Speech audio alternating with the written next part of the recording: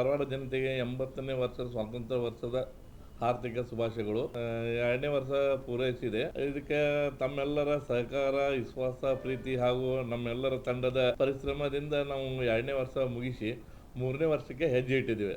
ಇದಕ್ಕೆ ತಮ್ಮೆಲ್ಲರ ಬೆಂಬಲದಿಂದ, ಸಹಕಾರದಿಂದ ಜನರ ಧ್ವನಿಯಾಗಿ ಇನ್ನೂ ಹೆಚ್ಚಿನ ಪ್ರೋತ್ಸಾಹ ನಮಗೆ ಕೊಡಬೇಕಂತೇಳಿ ತಮ್ಮೆಲ್ಲರ ವಿನಂತಿ ಮಾಡ್ಕೋತೀವಿ. All the best.